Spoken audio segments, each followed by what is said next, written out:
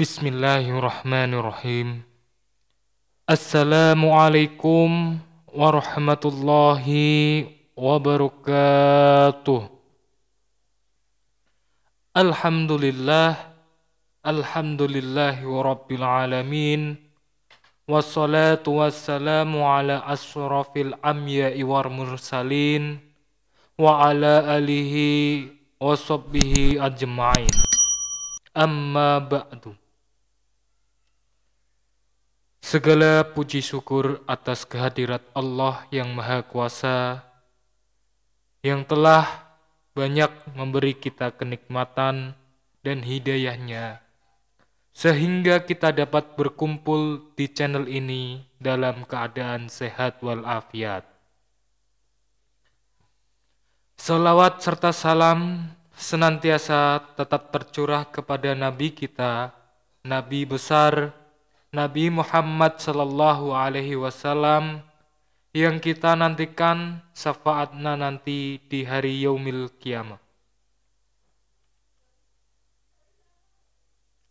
Harapan serta doa saya kepada para sahabat channel ini, semoga selalu diberikan kesehatan oleh Allah Subhanahu wa taala, dilapangkan rezekinya, dilancarkan segala urusannya, dan dipermudah segala permasalahannya. Amin, amin, ya robbal alamin.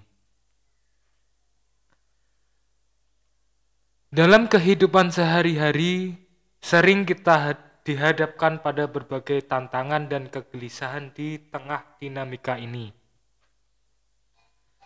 Banyak orang mencari ketenangan dan pertolongan dalam ajaran agama Islam. Membaca zikir menjadi salah satu bentuk ibadah yang dapat membawa pada ketenangan dan mendekatkan diri kepada Allah. Salah satu zikir yang memiliki makna mendalam kalimat Ya Hayyu Ya Qayyum. Kalimat tersebut mengajarkan tentang pentingnya menghidupkan hati, merasakan kehadirat Allah dalam hati, dan menjalankan dengan tenang. Merasa rendah di hadapan Allah, menyadari kekurangan diri, dan mengakui bahwa segalanya miliknya. Menjadi kunci utama dalam menghidupkan hati yang penuh cahaya. Dalam kalimat tersebut juga disampaikan bahwa manusia sejatinya adalah mereka yang selalu merasa rendah di hadapan Allah, merasa tidak sempurna, dan menyadari bahwa hanya Allah yang memiliki segalanya. Ketika hati kita mampu merasakan hal ini, itulah saat cahaya Allah mulai menyinari hati kita.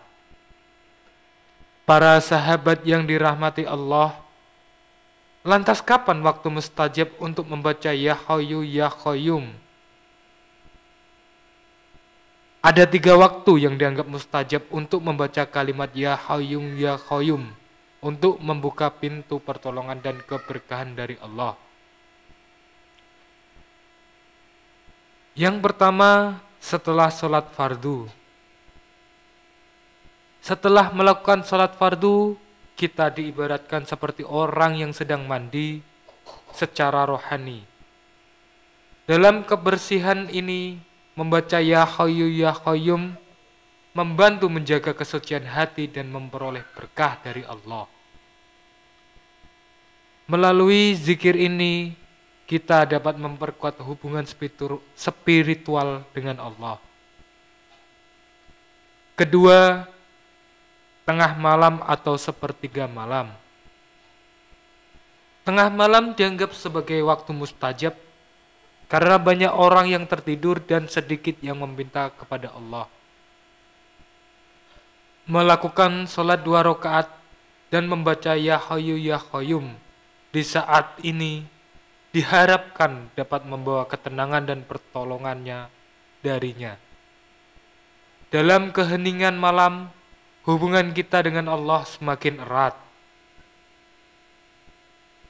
Dan yang ketiga, antara azan dan iqamah. Waktu antara azan dan iqamah juga dianggap sebagai waktu yang mustajab untuk membaca Ya Hayyu Ya Qayyum. Ini merupakan waktu di mana doa banyak dikabulkan dalam momen ini.